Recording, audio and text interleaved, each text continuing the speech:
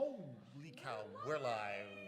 Welcome to StoryHive On Location, Kamloops, where we are live on location at Gallery 635 with Deb Fong, the gallerist here at what I just said, Gallery 635. Yeah. Welcome, Deb. Thank you so much. I'm so excited to be here and to talk to both of you. Yeah. We're totally excited to talk to you. We're hanging out in a hallway. We're Nice little hallway. We're surrounded surrounded by art. Right. Beautiful art, yeah. Tell us a little bit about what's going on here.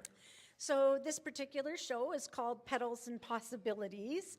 And so the mission that the artists were charged with was just any little bit of floral work incorporated into the piece that they wanted to show.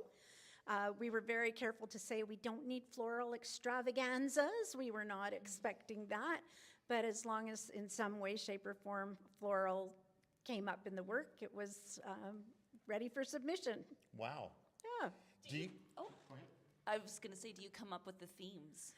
I do come up with the themes, but I also sometimes ask the artists that show regularly, is there some theme that they would like to see us cover? That, maybe they prefer painting in a certain genre, maybe they're landscape artists, or maybe they're portrait artists. Yeah. And, I'll say, what would you like to have us, do a show about that would interest you?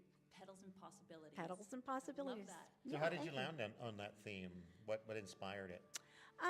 I admit to being sort of partial to florals. I consider myself a still life artist, so florals are very much a part of my own work. And I think also I try to pick themes often that are seasonal a little bit. Okay. So this is a summer show, so doing something floral seemed to make sense. In the winter, I think last winter we did Joy of Winter. Maybe the winter before we would do like celebrating the color red, things that sort of speak to the season a little bit. Yeah. When did you start this? Like around late spring or? So this show opened on June 13th June 15th, sorry. So yeah, spring. It's a little late spring or early summer, yeah. Yeah, and it'll run usually each show runs for approximately 3 months. It's not exactly 3 months because it depends on when we have time to get the show up and down. So there's no set exact end date for this particular show? There's no exact end date for this show. It'll be probably early to mid-September that it'll be coming down. So, sorry. Yeah. Before this exhibition runs, or the deadline hits, ends. When this ends, will the next theme be already in place, and then people are waiting to hang up their paintings like the next day it's available? They go up and down on the same day, or down and up on the same day, because the building owner is the installer. And he's a pretty busy guy with lots of different things on the go. So he usually gets to pick the date that works for him. Oh, yeah. And we come in and we take all the art off the wall, usually at 8 o'clock in the morning. And by 9 o'clock, the new art is coming in. So the theme for the next show is already set and the submission call is already out. Now, normally, the next show would have been a solo show. So 2 times a year, we try and invite a well-established local artist to have a solo show, or maybe to partner with one other person on a show. And then every other show is by submission call and therefore open to anybody who would like to submit their work. So, sorry, I was distracted by somebody coming into the door. Sorry. So is the next show a solo show? Because you said it normally would be. Is it, or? It isn't. Unfortunately, we had a solo show lined up, we had a solo show lined up, and unfortunately, the artist isn't able to do a show at that point in time. So we just pivoted, and I put out a submission call for fun with photos for the next show. And So could it be paintings? And that's what we're looking for. So one thing that's important to note here is that because the art is all locked onto the walls, it has to be either on a wood panel or on a canvas. So most photographers tend to print onto paper, and that doesn't work here. We have no way of locking paper, obviously, onto the walls. So I expect the next show to be a lot of collages, a lot of photographs are print. It's easy to print a photo. You can get your photos printed onto canvas fairly easily. The art that's right behind us right now is actually, those are digital paintings.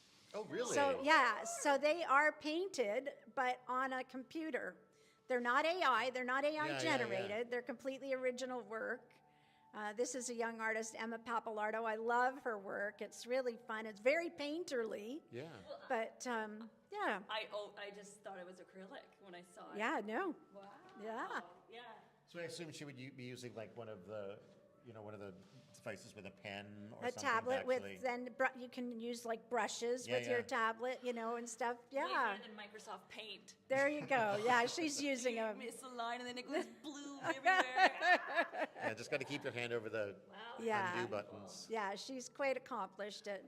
So I think we'll get more of that kind of stuff with the fun with photos. And again, I really encourage people to have a good time with it. There isn't any particular theme for that in terms of subject matter. Yeah.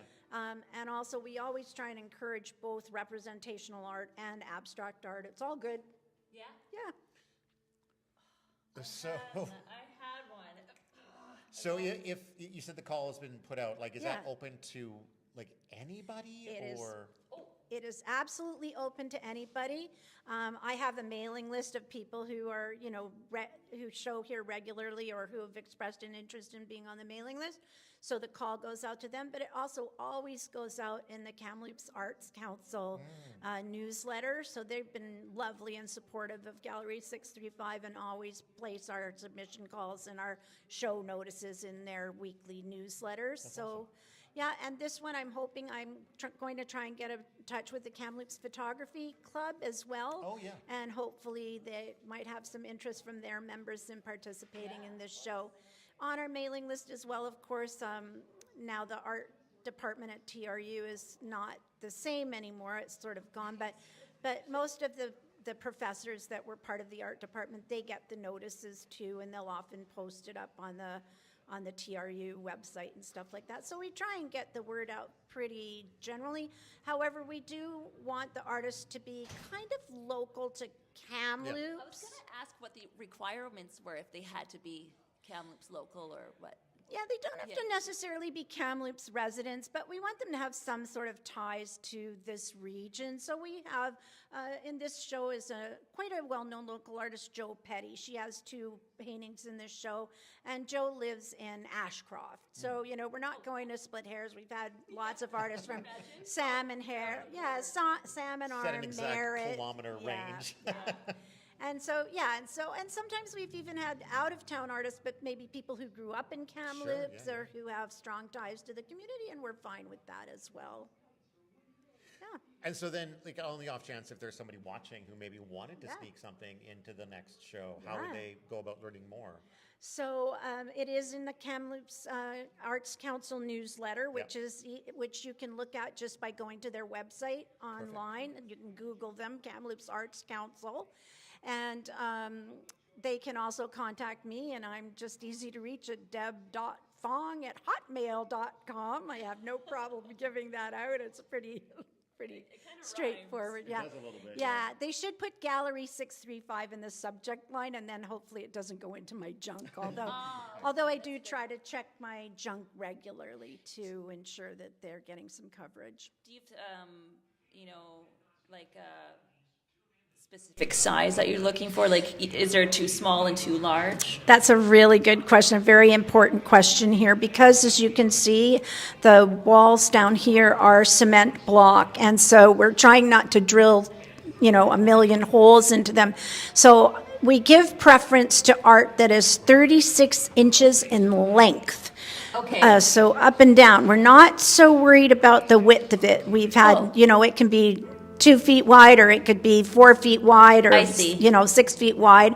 And we've dealt with all of those sizes, but we do prefer, and in this show you can see that that's not the case with all of them, but we would prefer for them to be 36 inches. It just minimizes how many holes we have to drill in the walls. And also, when you hang art in a gallery, it should be hung at what's considered sort of eye level for the average person. So there is a center point to that is a measurement. And so the the hanging height right now is close to the proper gallery height for a 36-inch long piece of work. Yeah. Yeah, that one's 36. So yeah, like you're 6 foot. yeah. So yeah. Wait, 6 foot too? I'm envious. So can you tell us, because it feels like having, a gallery basically in a series of hallways is kind of a unique approach. It is. Maybe you could tell us a little bit about how this situation came to be. I'd love to. It was a collaboration, actually, between the art department at TRU and the building owners. And the building owners are keen on art, and they think that having art in their buildings makes the building more attractive to their tenants. And so the first show that was ever here was a show of work by TRU student artists. That was put on by the university.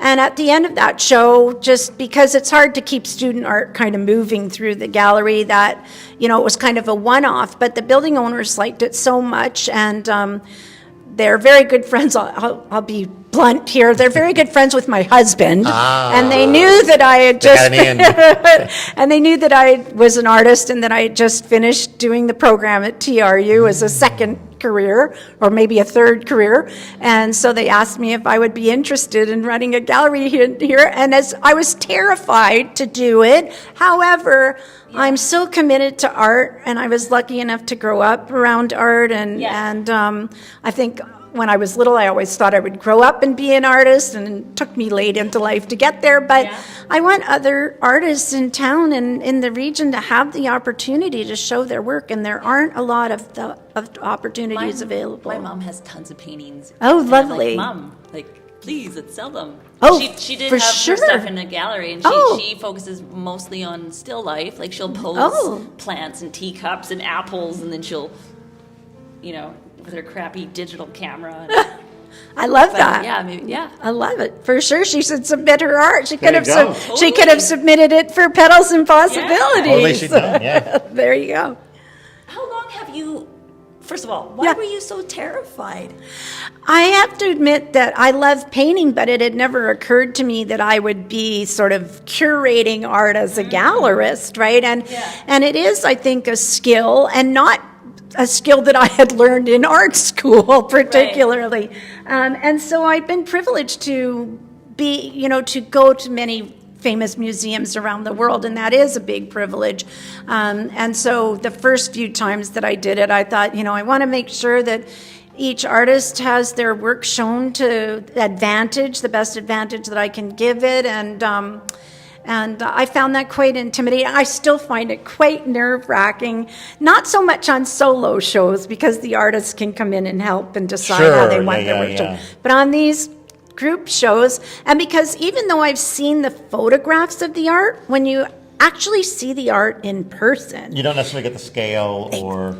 Exactly. And then when you're trying to put it together, like what goes with what, or what clashes with what, or, so it's become an art. And we've done more than 20 shows here now, so I'm fairly comfortable with it at this point in time, but I still find it a bit stressful. I think I feel an obligation to the art and the artist to do the best I can. So, yeah. Well, I mean, kudos to you for jumping into something that you described as terrifying, because I think it's something that a lot of people tend to shy away from, challenging themselves or scaring themselves with things like that. So, but I think it's good to feel the fear and do it. Yeah. And then, and then you surprise yourself. I have, and people have been people have just been so wonderful. Established artists in town like Tricia Selmer, she's been so supportive and encouraging, and you got mentors then. I do, and some of the professors that I had at TRU, they've all been really encouraging. So I have to say, I don't feel like it was a solo endeavor completely. Right. It was a group effort, and I think going back to your initial question about your question about using the hallways of a commercial building as a venue. I mean, I think this is a good example of something that really works both for the building owners and the tenants, as well as for the artists and the general public. And, people come in and out of this building continuously all day long, every day. And so the art actually gets pretty high visibility, maybe higher than it would in some galleries where people might feel intimidated to go into an art gallery or don't feel they belong there. So, yeah, that's interesting too, because it would make me wonder, like, whether there's or what the split is between people who come just for the art, maybe, versus people who are just, organically foot trafficking through this for business or for whatever else. And is there any way for you to kind of track that or be aware of it, or? We can tell a little bit. We do have cameras up, of course, because this area has some issues, and we've had some issues. I hope not. You had break-ins? We have had a theft actually in the last show, but it was returned. We recovered it after just 2 hours. It's a kind of a funny story, but anyway. Okay. Is it a story you can tell? I think it's probably a story I can tell. But yeah, so I think most of it is foot traffic. We always have an opening when we have a new show start. So usually within a day or two of putting the art up, I'll do an opening, and that's attended by the people who are coming to see the art. But it's interesting to note that in this show, as we were putting it up, a young woman came in who was actually going upstairs to one of the offices for an appointment, and she fell in love with one of the pieces down the hall, and she came to me and she said, "Can I buy that piece?" Awesome. and she'd never even, I think it was probably the first piece of art she'd ever purchased, but she loved it. And she bought a piece of art, and there she was, not here for the opening or anything. That's an impulse buy, 100%. I think that what she did was, so she came in and she went to her appointment, and I said, "Think about it, and then and she came back afterwards. She said, "No, I want to do it." And I'm not an agent, so I don't sell the work. I don't want to do that. We only take a 10% commission here, as opposed to so-called normal galleries that would take a 30 or 40% or even a 50% commission. And the 10% just covers the cost. If I do posters up for the shows, and I buy the hardware, and every once in a while I get ambitious and fill the holes and paint the walls.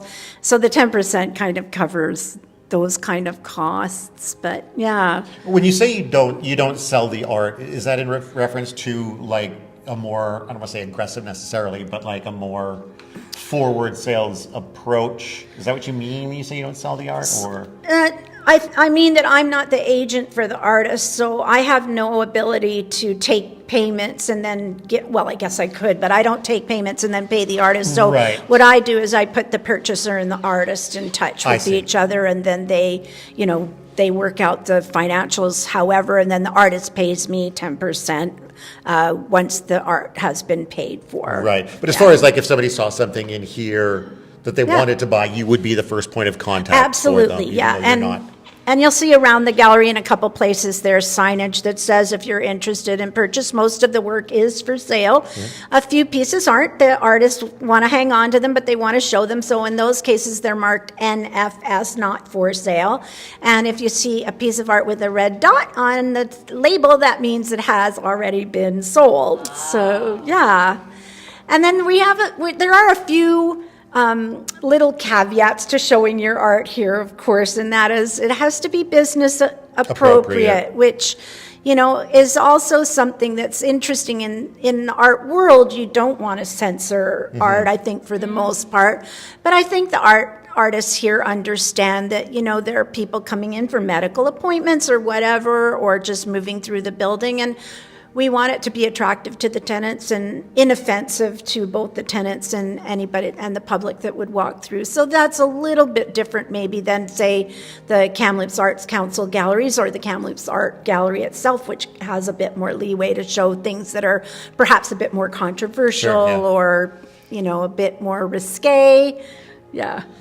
But I guess, you're right, as far as like it's got to be acceptable to the average foot traffic, and I don't know, I've lost my train of thought. I'm trying to think of art that like made me go ugh or like offended me. I'm really trying to think, but I'm sure there's been actually the drawings I make sometimes are like. Well, I mean, I'm thinking of like, as I said earlier, my own art at the moment, I'm kind of playing with the ideas from female artists from history. And so somebody like Artemisia Gentileschi painting sort of in the late 1500s, 1600s. And she painted some, paintings where like taking off the head of Holofernes, right? And so I don't think we could show that here. Yeah. But you can show it at the Uffizi or the Metropolitan Museum. Yeah. But that's the thing, is that there are like platforms, there are locations for that, and this is just not that, but it supports an entirely different kind of art. It does. And I'm so grateful. I mean, Evan Lewis and Jeevan Chahal, the building owners, have just been so supportive, and they really have never put any real, they've always trusted us to use some common sense in showing, what they've never said to me. No coming in and being like, nah, we don't like that one. Nah, we don't like that one. And it's interesting that, like, as we're putting it up, Evan will often say to me, oh, I really like this one, or, oh, I don't get this one at all, and I'm like, that's okay. I actually, even as the gallerist, I feel the same way. I don't have to like every piece of art that's shown in any show, and that's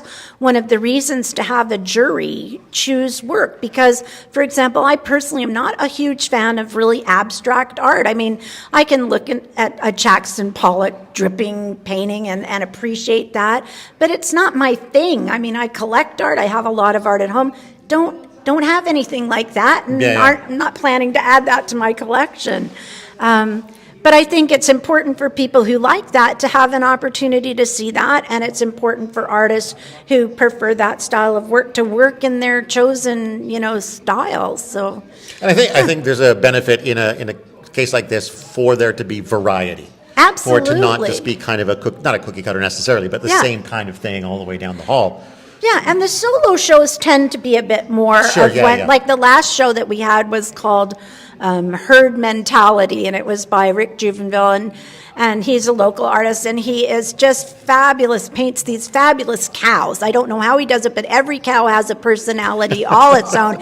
And the tenants here loved that show, and the whole entire show, I think there were 28 cow paintings, like, cool. So it was fun. I can see that doing really well just because of the demographic. We're in Kamloops, it's like a cowboy town. Absolutely, and the show did very well, and he sold a number of paintings, so that was excellent. Cool. Yeah. Are we allowed to take a tour? Absolutely. Oh. Let's take a tour. Let's do a little walkabout, shall we? Yeah. Okay.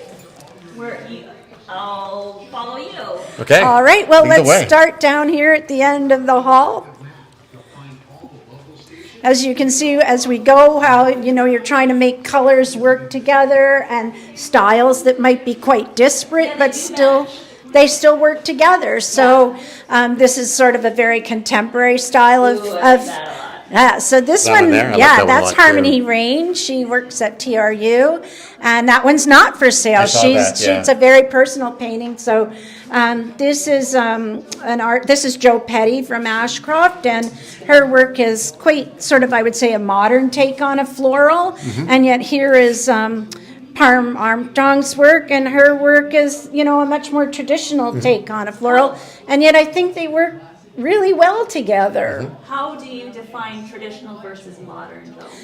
So I think traditional meaning that these are very representational shapes. This would be a kind of a more standard way of showing a field of flowers, whereas this is like looking at a macro scale. It's still a representational piece, but it's very flowing, into very the abstract modern a little colors. bit, It's straying over. Abstract is considered modern in a way? That's not, I should be careful with that. I'm not sure abstract's always modern. I mean, lots of Picasso's work would be considered abstracted, although a lot of that's still representational. So maybe a better way of looking at it would be representational versus non-representational or less representational. So, yeah. And then here, I think I was, and the jury too, was completely happy with this as a Petals and Possibility work, even though you can't really necessarily pick out a specific flower. So this is a completely non-representational piece. And Harmony really experiments with different materials and that. She uses a lot of just bits and pieces that she finds around the house to make her marks and things. So it's quite fun. Yeah, I really like this one. Reminds me of like Under the Sea. Yeah, yeah. And that's the thing, you can see, that in that hidden style of art, you can often there's see so many whatever butterflies. you want. Like there's butterflies everywhere. Yeah. There's butterflies? Everywhere. There's like here, here. Yeah, there you go. Yeah. And then this is a photograph, and this is an example of a photograph that is printed and wrapped onto canvas, professionally done. Julie Schooling, who is a local artist, and she has had a long career here, retired now, but she's a landscape architect. So, of course, she has quite a love for nature. Yeah, so it's a beautiful close-up. Yeah. It is. This is this artist's first time showing here at the gallery.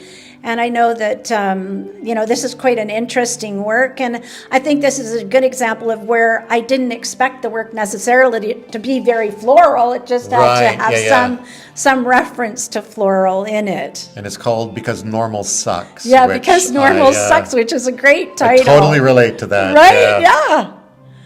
And then this is another artist new to the gallery, Ray Choi, young gentleman. And as I was saying, when he first came in to talk to me, he showed me a lot of this work, which I quite like, but it was really small. And I kind of challenged him. I said, well, I'd love to show your work, but it has to be bigger. So these are, I really like this. Yeah, and again, really it's quite interesting. And again, no flowers in sight, but obviously, with the watering can and sort of, like these could almost be flowers. It is. It does have that kind of feel, doesn't it? Yeah. And sort of, And this is an artist, Jackie Z, and she painted for years up in, I think in the Yukon, I'm going to say up north, and she was a very well-established artist up there, and then she and her husband moved here to Kamloops, and I've been showing her work ever since, and she's quite well-established. I think she has work showing all across Canada. Yeah, she's very good. Yeah. This is also another new artist to the gallery. This is Abe Deal, and so here was an interesting one where he does a lot of really quite beautiful nudes. But I said to him, not showing nudes in here. So see what else, see where you can go with it. And I think this was a good compromise for him and for the gallery. Cut the nude off at the waist. Cut the nude off at the waist. Hawaii. Yeah. It looks like Miley Cyrus. I thought it looked like James Dean a little bit. Oh. And then this young woman, originally from Australia, Emma Papalardo, and she actually works for the Wildfire Service, I think, and she paints digitally, so it is not AI. I think it's really important to say that. These are original works that she's creating using a tablet that allows her to even use things that look like brushes or like pens or whatever. There's all different mediums, and I think this one in particular is very painterly in the way that the outlines are shown and the highlights. But she's accomplished something here that in fact is very difficult to accomplish with actual paint, and that is that these glow. Like they have a glow to them, right? No. And not in the dark or anything, but they appear to be There's a glowing, glow there, right? And that would be extremely difficult to do. Is there, you mentioned that these were not done by AI. Yeah, do you have like an official stance on AI as far as the gallery goes? So it's interesting you say that. We have shied away from showing any AI work. We haven't specifically said that we wouldn't, but I feel pretty strongly that AI has been, I'll be bold here and not use any inappropriate language, and I think AI is the biggest art theft that's ever occurred in history. High five. High five. And so, and as a result of that, we don't really show AI. However, we have shown work that's maybe been influenced by AI, or, for example, photographers may be now using some AI and digitally manipulating their work now.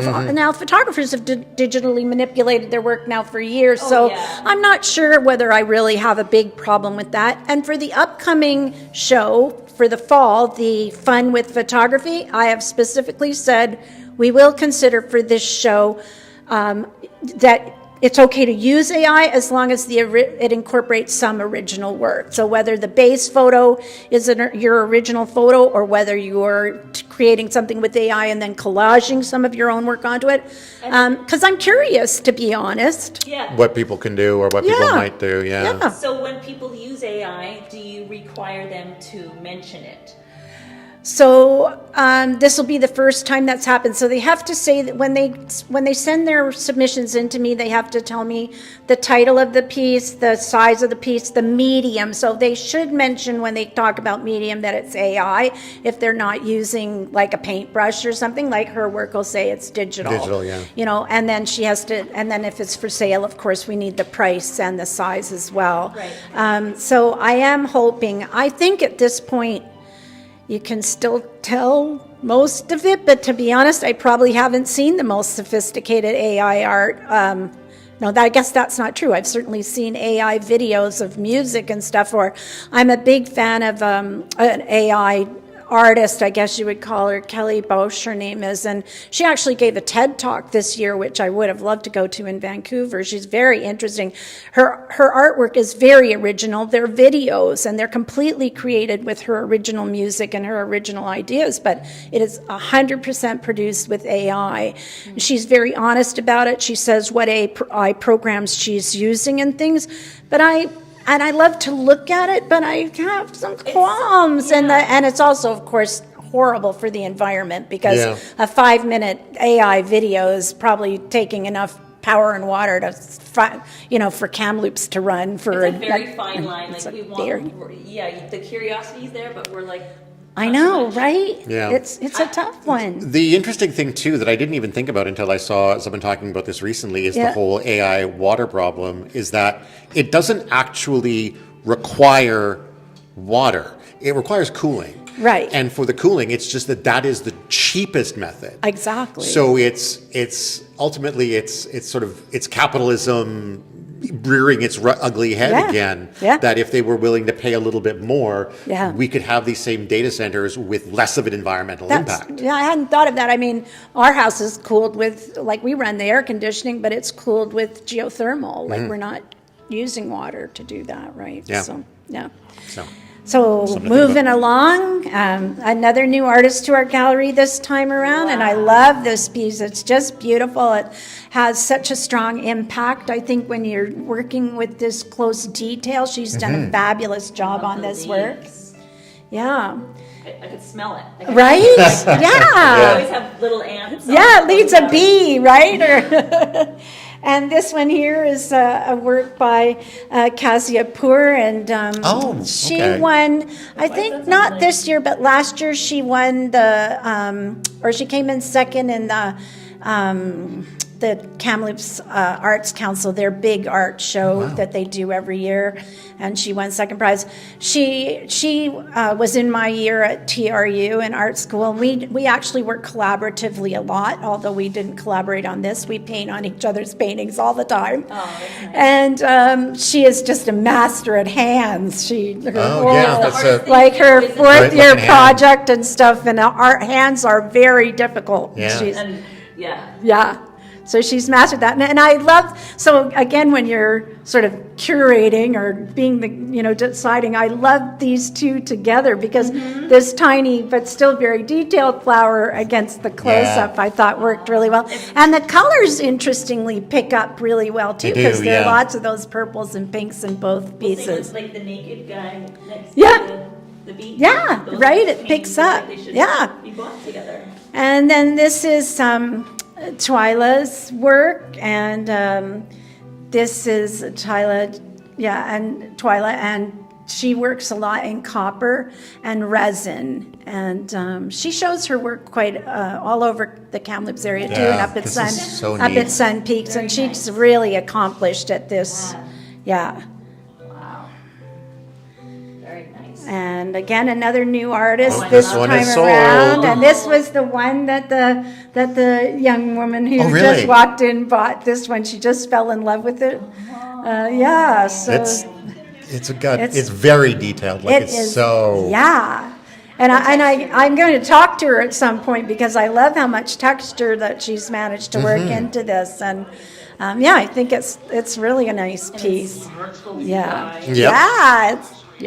It's got some bling. I could see that being in a yoga studio. Right? Totally, yeah.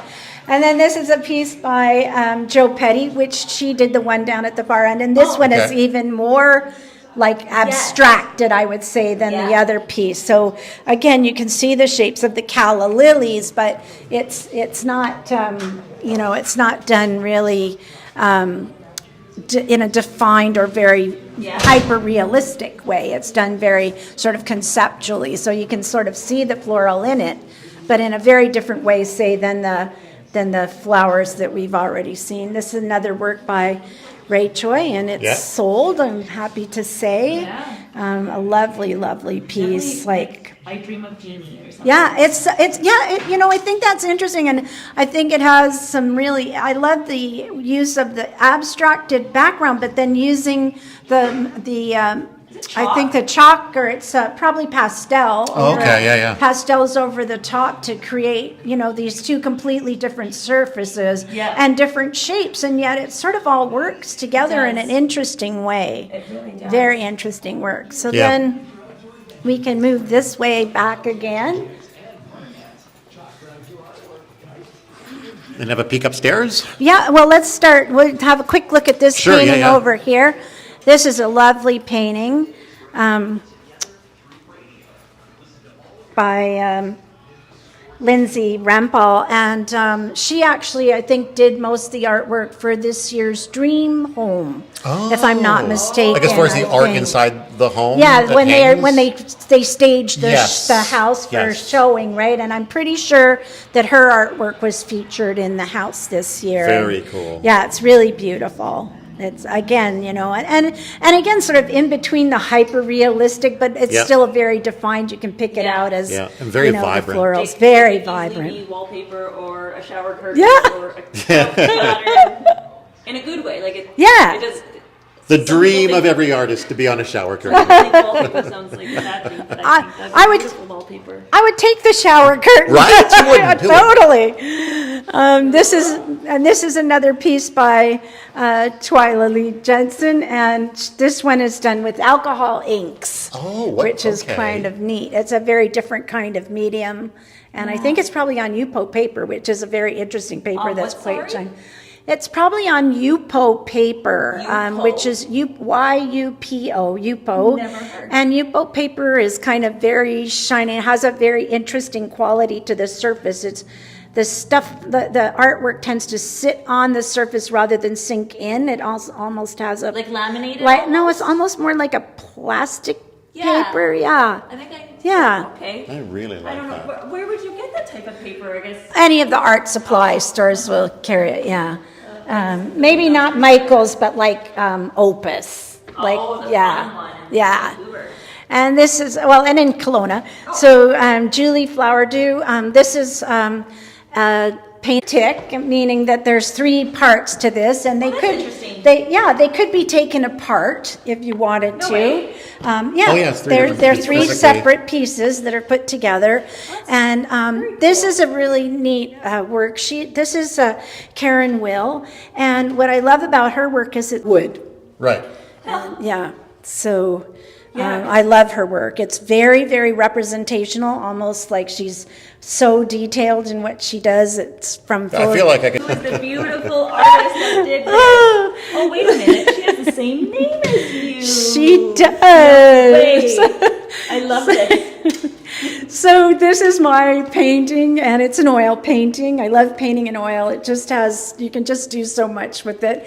And I'm at the moment just kind of stuck on looking at famous female artists from other artists who, and she was an artist in Florence in Italy, and the other part is the floral part of it is after a Dutch artist whose name is Rachel Ruysch. So I thought, well, what happens if you kind of combine the art that 2 different artists worked on and had fun with that? So I like to have sort of fun experimenting with that. But this one was painted by the same artist.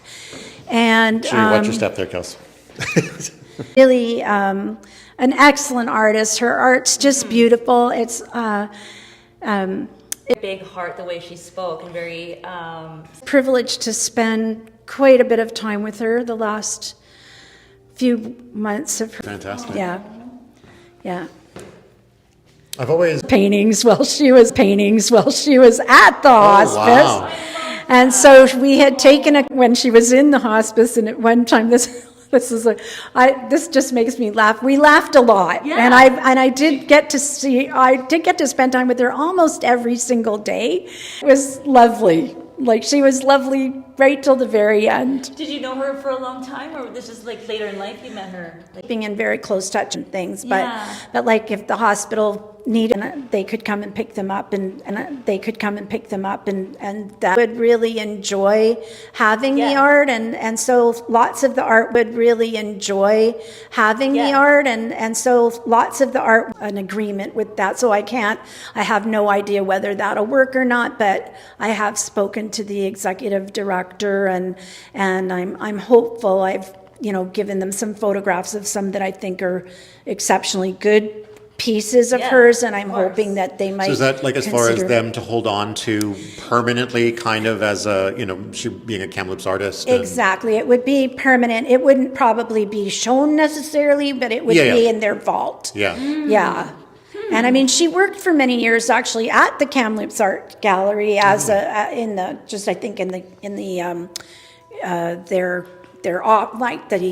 don't know what you'd call it, their little store, I guess, sort of their gift shop. Thank you, that's the right word. Like, she worked in the gift shop there, and she was a TRU art graduate. So I think it would be nice, but I do understand that you can't take everybody's art in either. So they have to be very careful in choosing art, but if they want some, I did put some aside of some of the better pieces.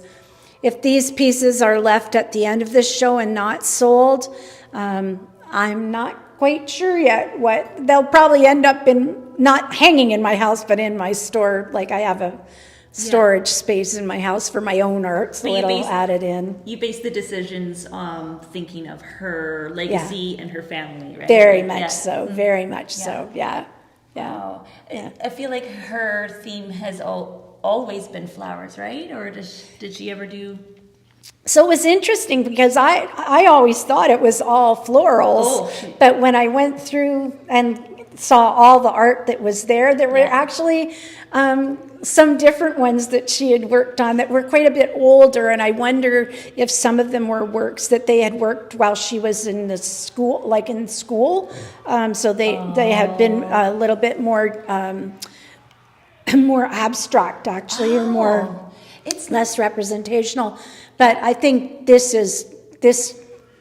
kind of art has been now. It's Should we head back downstairs? Or? Sure. Let's go back. Oh, I was going to let you. Fine, I work out with stuff.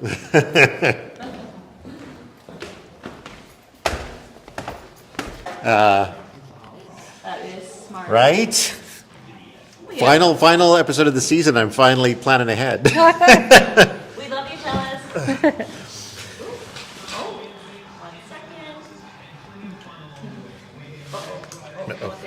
Okay, you got it? Yeah. We good? I'm just gonna. Okay, all right. Oh, she needs. Oh, does she? Never mind, you may need a. Yeah. Is there? I have a key. It's Okay. fine. Nope, it's fine. We have 9 minutes left. Oh, okay. And then I can let you in. All right. Okay, now, back to your sort of being new when you started being a gallerist. Yeah. What would you say is maybe the most important lesson you learned, or maybe the most surprising thing you learned as you've been doing this? I think one of the things that surprises me always is that I usually try and give several months for people to submit their work for a show that's coming through. And I usually panic because it'll be like a week before the show, the submission closing date, and there'll be like, I'll have maybe 5 or 10 people and then like literally with 48 hours left to go, like I'll get like 30 people or 30 pieces come in right at the end. So because artists have ADHD and they wait to the last minute. Right. I don't know why everybody, it's always at the last minute. And so I find that of the things that I found is that it's stressful, because, I feel that it's important to put a nice show together for each time. I think what I've learned is that I do love looking at all the art, and whether I love it or I don't love it, I feel like it's such a privilege to see what people do, that they're passionate and they're creative and they're appreciative of having their work here, and that's that's really important to me. It really means a lot. I feel, as I said, I think privilege is the word, to have people trust me to care for their work. Yeah. I would totally trust you. Oh, and you don't seem like you're all about money, that sounds good. Aside from the sort of it's a labor of love, really, and it's expensive, and it's cost me, thankfully my husband finances my love of art. And so it's exactly. Thank you, Yvonne. Yeah. So it's most appreciated that he puts up with my love of art, because he's not a huge art lover. Didn't grow up with that kind of life, or that who I've dragged him through a lot of museums, and so it is expensive. Like the 10% doesn't cover it. Yeah. And I can't say enough about Jeevan and Evan and their commitment to do this too, and put their time and energy into putting the art up and taking the art down, and doing that on a regular basis, and letting us have the show and stuff like that. So I really appreciate that. It's really special. It's very special. Yeah. Is there any sort of final thoughts or important information? Where can people connect with you? Where can people, find out more about the gallery? Yeah. So the gallery is actually Gallery 635, and it is located at 635 on Victoria Street here in Kamloops. And the easiest way to think about it is that it's across from the Noble Pig, if I'm allowed to say that. And a snack. Exactly. Come hang out. Exactly. And as I said before, it's always advertised in the Kamloops Arts Council newsletter, and you can always contact me at deb.fong@hotmail.com, and you can always get in touch with me. It's only open generally what you would think of as business hours, so it's open sort of Monday through Saturday, sort of 7:30 to 6 p.m. most days, 7:30 a.m. to 6 p.m. But if you contact me, and if you're from out of town and you can only come in the evening, or your family is coming and they want to see the art on a weekend, I live 5 minutes away, and I'm happy to come here and open the door. Sweet. Yeah. Yeah, you really do love this. I do love it. Yeah. Yeah. Art is everything. Good. Yeah, and it is a really cool spot to be able to just sort of pop in off the street and have a little wander down the hallway, and the hours are good. Yeah. The hours are good, and it's if I had a business in town, I would love to work in a building that had an art museum right in their building that they get to see every day, and it is fun. It is fun when the tenants will say to me, "Oh, it's New Art Day," and they'll be so excited, and it's fun to see how they've come to wait and anticipate about a new show getting put up. Have any of the tenants ever bought any of the art that you know of, or? I know that some, I won't say which tenant, but one of the tenants really wanted to buy one of the cows, and they were trying hard to convince their boss that they should buy one of the cows for their office, but that didn't work. So I'm not sure. Actually, that's not true. So we've certainly had some of the clients who've come in the building by our artists who just see it and then buy it, that didn't come here specifically to look at the art. That's the coolest part. Yeah, right? It's always fun when like when somebody walked in and goes, wow, I really need to have that. Unfortunately, I seem to be the one who acquires a fair bit of the art. But your husband buys Unfortunately it. for your husband is what I was going to say. Yeah, probably fortunate for you. Yes, birthday. Oh, I think you'll need to talk to this artist. Deb, can we see any more of your art anywhere else? Not at the moment. Okay. Actually, that's not quite true. Maybe it's gone now. So there was some of my art was at the hospital most of all of last year. I usually show fairly regularly at group shows at the old courthouse. Yeah. I've shown a lot with Tricia Selmer's show, which she was showing shows at the Casa de Cor. She has sort of a gallery there, and I've shown in her shows quite a bit. But I love that. Oh, that's awesome. I love that. Hi, Grandma, I love you. Well, thank you so much for opening the doors to us today and sitting on our folding chairs in the middle of a hallway and hanging out with us. This was a tremendous amount of Can you fun. imagine if she didn't open the doors and we just had to interview like From outside.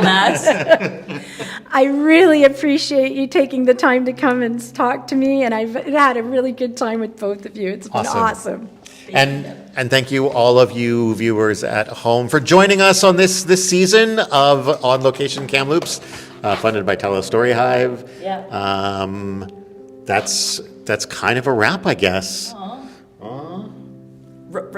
Wrap. All right. Until Deb. next time.